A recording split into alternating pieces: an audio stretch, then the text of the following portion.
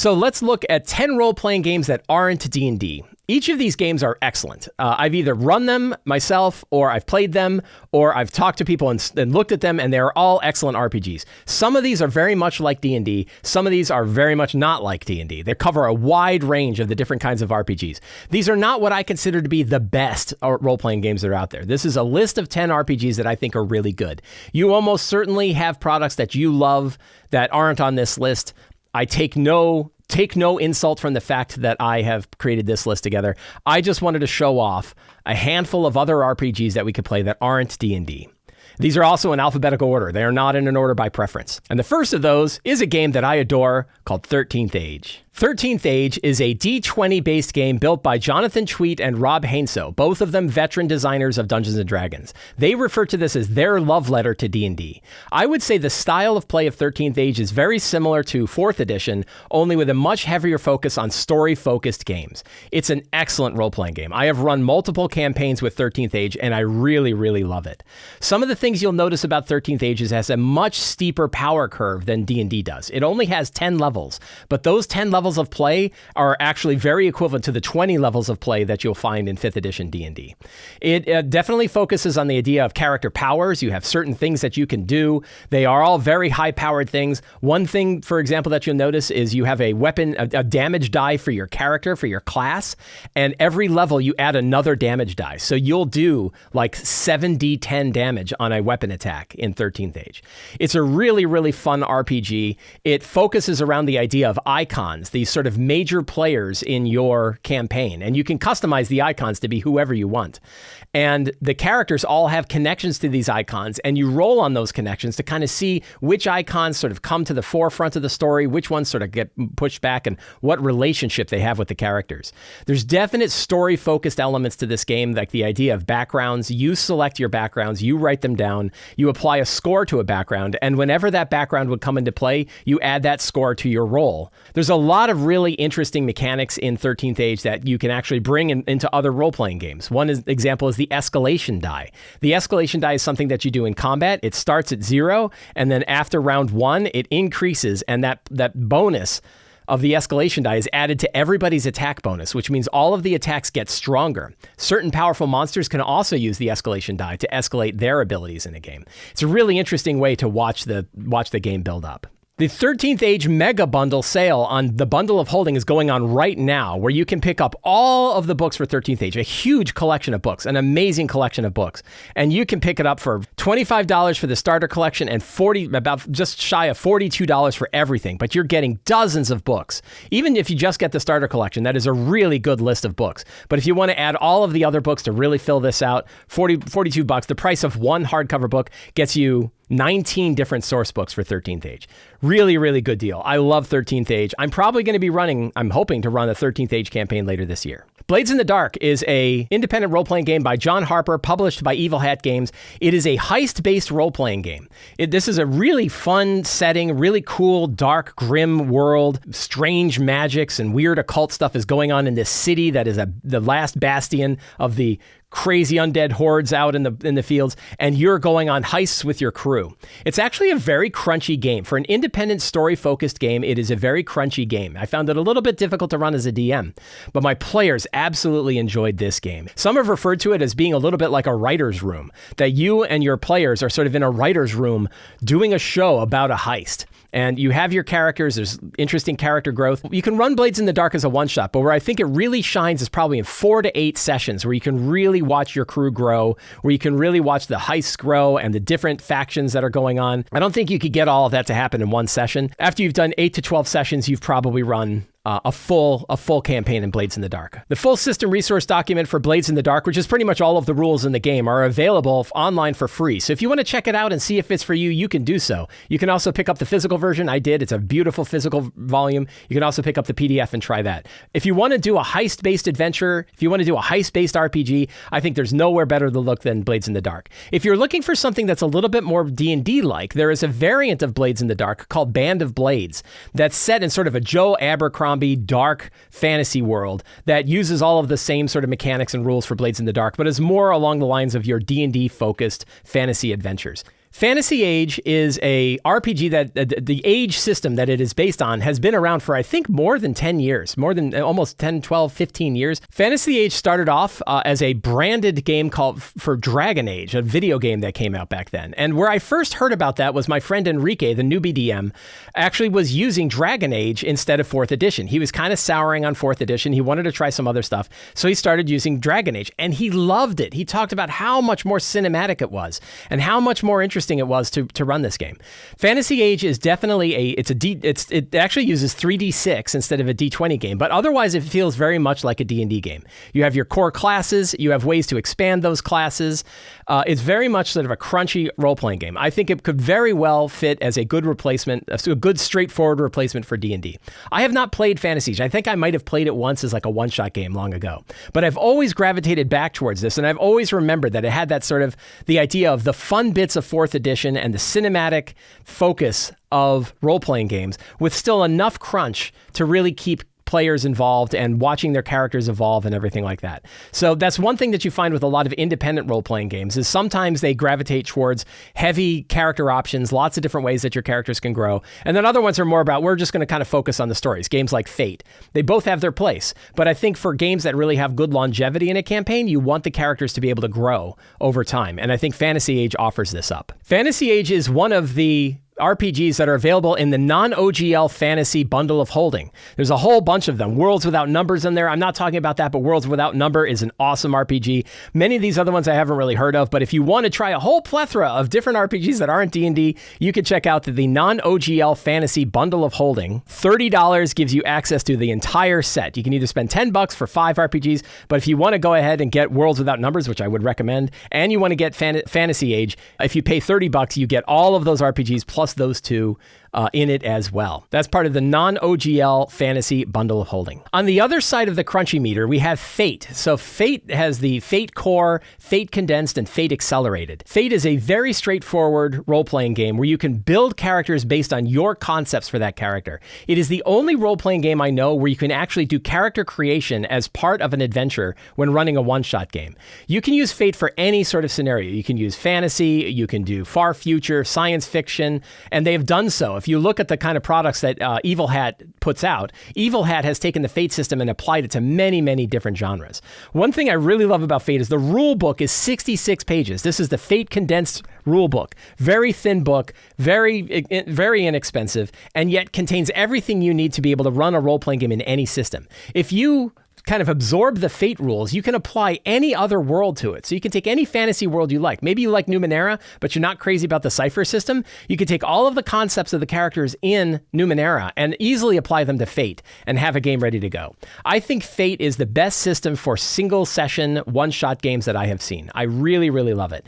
There are ways to sort of expand your Fate character and let them grow over time. I don't think that's nearly as strong as the kind of systems you would find in something like Fantasy Age or 13th Age or some of the other systems that I'm going to talk to. So I don't think it works particularly for really long-term campaigns. But for short-form campaigns, I've run Fate with 6-year-olds. The system is simple enough that you can run it very, very easily, teach it very, very easily, and yet still has a lot of fun crunch to it. Still has a lot of fun mechanics to it. That means, like my wife and I, we still love Fate. I would play Fate all the time. It's a really, really excellent game. And again, 66 pages for the physical rule book. All of the rules are available on an SRD. You can find them if you want to read like what Fate is without spending any money at all. You can do so by checking out the SRD for Fate below. Fate Condensed is the version I like the best. It's very lightweight, has a lot of the elements that exist in Fate Core and Fate Accelerated. It sort of sits between Fate Core and Fate Accelerated. Very straightforward and easy to use. I love Fate. Whenever people talk about other third-party role-playing games, particularly ones that are similar to D&D, I always have people bring up Index Card RPG. Index Card RPG, brought up by Runehammer Games, is a really interesting take on D&D. It sort of sits between modern sensibilities and modern ideas that we can bring to our D&D games, things that we've learned over the years, but still tries to maintain that classic feel of D&D. Though it certainly looks sort of like an old-school version of D&D, it actually can apply to many different genres. It comes with a couple of different worlds that you can play this in. Alfheim, which is very much your straightforward fantasy world, and Warp Shell, which is a science fiction one. So it shows how you can use this system to play in different genres. Index Card RPG is very much focused on trying to capture the cinematic action of a role-playing game. It tries to abstract a lot of the crunchiest mechanics for you and really get into making a fun story. One of the things that makes Index Card RPG stand out is the artwork. There's a lot of really cool artwork. And the idea is that you can sort of drop these cards on the table and sort of build out your world and build out your dungeon in pieces like this. It uses an abstract movement system. There isn't specific distance in this. I think previous versions of this used to use the banana as your general distance guide, that anything that was within a banana is close. Anything further out from the banana is far away. I kind of miss the fact that they don't do that anymore. I thought the banana-based distance system really was cool to me. But it definitely, and that's something that resonates with me. I am a big fan of abstract distances in role-playing games. The idea of very specific distances, moving a certain number of feet, not really my style. I've played a lot of systems that use that, and I've played a lot of systems that use an abstract style, and I certainly like the abstract style. Even if you're going to use a map, you could still use a battle map. You can still use terrain. You can still use Dwarven Forge if you've got it. But you can still use abstract distances and not worry about 5-foot steps and not worry about specific distances. And that's something I really like, and that's something that the Index Card RPG does. I have not played Index Card RPG, but it is something I have physical versions. I've got it sitting around. It is definitely a system I want to try out, and it's something that many people have come to me and said, you should really check out Index Card RPG. You're really going to like it, and I wanted to pass that on to you. Ironsworn by Sean Tompkin is a really interesting role-playing game. The number one thing about this game that I think is really cool is you can play it completely by yourself. I've actually played a short adventure in Ironsworn as a solo game, and I think it's a really interesting way for GMs to do some cross-training. It's a way to really get your mind to build stories from random things that are occurring in the game. It's actually a surprisingly crunchy game. It takes a little bit of work to get the rules down, but once you have them down, you can play it either solo or you can play it one-on-one. You can play it as a partnership where it's the two of you against the system and against the world, or you could play as a group, and a really interesting way to do it. The whole system resource document for Ironsworn is available online. I think the entire book is actually available online if you want to check it out. The mechanics are sort of a mix of Powered by the Apocalypse, which is a very common system, and Fate. It uses 2d10 and a d6, and it's sort of you rolling the d6 against the rolls of the 2d10 to determine did you have a pure success with consequences, or a failure. It has a whole system called the Oracle. The Oracle is sort of a way to see the direction that the game is going to go by rolling on a whole series of tables to watch the game sort of twist and turn in different directions. One of the best uses of random tables for generating really interesting stories that I've ever seen. I was heavily influenced by Ironsworn when I built the tables for the Lazy DM's Companion. It's a fantastic role-playing game. Sean Tompkin recently put out Ironsworn Starforged as a Kickstarter. I actually just got the book yesterday. I built a character on my own in Ironsworn Starforged to give it a try. I didn't have a chance to make an actual adventure for it yet, but I built a character. So if you are interested in sort of Firefly style space-based adventures, Ironsworn Starforged is an excellent system based on Ironsworn. Level Up Advanced 5e is published by N-World Publishing, and it is a complete drop-in replacement for D&D 5th edition. It has a player's guide, it has an adventurer's guide, and it has a monster manual that you can drop in any of them or all of them. The characters that you build in Level Up 5e are completely compatible with General 5e. The monsters in the Monstrous Menagerie, which was my favorite product of 2022, any of the monsters that are in that book you can drop directly into your 5th edition campaign. If you are looking to play 5th edition and you don't really want to touch the core books, this is a good way to do it. The Adventurer's Guide includes new character classes, new ideas for how existing character classes work, but all of them are in a standard way that you are comfortable with if you're comfortable with 5th edition. It brings on the idea of advanced 5e, so it's a little bit crunchier than your straight general 5th edition. If you sort of are wanting a little bit more in different moves, different tactics, different feats, everything like that, you can do so with Level Up Advanced 5e. If you want to take on some other ideas like exploration or new types of equipment or new ways of handling resources, the Adventurer's Guide for Level Up Advanced 5e is something that you can bring directly into your 5th edition game. So all three of the books that exist, there's actually a number of other books as well, but the three core books that exist for Level Up Advanced 5e, any or all of them can be dropped into your 5th edition game to fill out your game with all new stuff. I've been in love with Numenera ever since it came out. I think I've backed every Numenera Kickstarter that's come out, and it is just a beautiful role-playing game. It is a beautiful world, really interesting world, really fun system. I think it might be my favorite game to run as a game master. The rules for it on the GM side are very simple and straightforward. Everything has a challenge level between 1 and 10, and that one number you can dissect into everything from a small spider that is attacking the characters, or a lock on a door that they need to break through, or a giant celestial entity that it's breaking its way through the dimension to try to devour the entire planet. Everything is based on this difficulty level of 1 to 10. The Numenera is based on a role-playing game system called the Cypher system. Numenera was the first one to use it, but Monty Cook Games has since published the Cypher system as a separate independent role-playing game system. You can pick up just that book. I would probably put it halfway through on the crunch to fluff meter, on the idea of like how story-focused is it versus how much crunch it has. Kind of in the middle. It is crunchier than games like Fate or Powered by the Apocalypse style games, but not quite as crunchy as your 5th edition D&D style games. It sits somewhere in the middle. There's decent character progression, but my group found that the game probably works best for shorter term campaigns rather than long campaigns. We all kind of found that the math starts to break down at the highest tiers of play. That was something I learned from running about a 6-month-long Numenera campaign for my group. That game had the best and biggest story of any role-playing game I've ever run. It had the biggest twists and turns that we've ever had in a role-playing game. But in talking to my players afterwards, and in talking to a lot of other players who played Numenera, from a player perspective, the mechanics don't always grab people as much as I would hope. I really wish that Numenera and the Cypher system grabbed players as much as the system grabs me as a GM. You can check out either the Cypher system itself, or Numenera Discovery is really kind of the core Numenera book. If you only have one book for Numenera, I would suggest picking up Numenera Discovery. That's kind of the central core book. Really beautiful system, beautiful artwork, tremendous line of different products that they put out for it. Again, I would absolutely run Numenera games in the future. I really, really enjoyed them. If you're looking to get back to the pure version of D&D from its oldest days of inception, the 50-year-old version of D&D, Old School Essentials is where I would go. Following this whole idea of the OSR, the Old School Revival or Old School Renaissance, whatever you want to call it. I think it has different names. I think people argue about the names. Don't yell at me. Don't yell at me in the comments. I'm sorry. Whatever I said that you didn't like, I am sorry I said it. But the Old School Essentials is really a refinement of the original version of D&D, often known as BX, basically the basic rules of D&D. Very straightforward system. I would say far better written than the original system is, and really designed to take a modern reading on those old school principles. If you want to play a very straightforward, old school-like D&D game, Old School Essentials is definitely where I would go, and I'd say many, many people have pointed to it. It's published by Necrotic Games. There are free versions of the very basic of the basic rules. If you want to see what it's like, you can go there.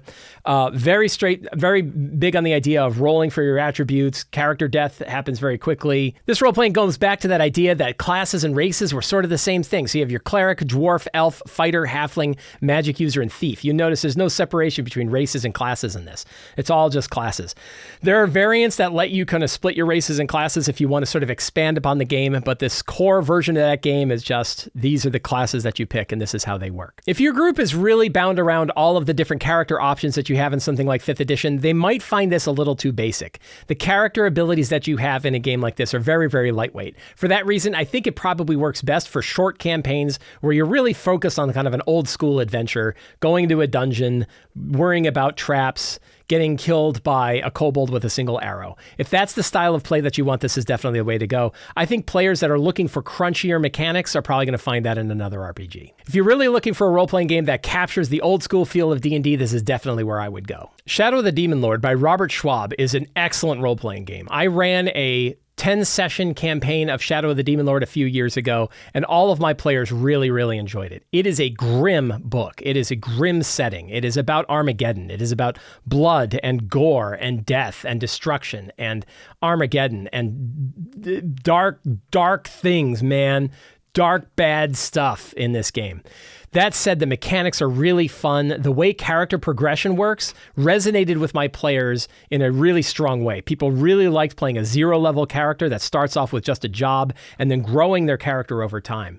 The balance of the different ways that you have your novice path, your expert path, and your master path, and the fact that you can jump around between the paths. You don't have to follow sort of one course. You can follow many courses. Means there's a tremendous amount of character options and and character customization that you can do in this game in a single volume. It is really excellent. The only criticism I have for the book is because it's so focused on that dark fantasy style, it's hard to apply it to other systems. You probably could take it and lighten it up a bit. That said, Robert Schwab is apparently going to be coming out with a new version of this game called Shadow of the Weird Wizard, which is hopefully going to be kickstarted sometime this year. I'm very much looking forward to that. It's the idea of taking Shadow of the Demon Lord, but kind of removing its darkest elements so that you can play it in a more standard traditional fantasy setting. I'm very excited for that. I really, really love Shadow of the Demon Lord, and if that style of game is for you, this is where I would go. The only other thing you might compare it to is something like Mjorkberg, which is another very dark, grim, death metal fantasy role-playing game.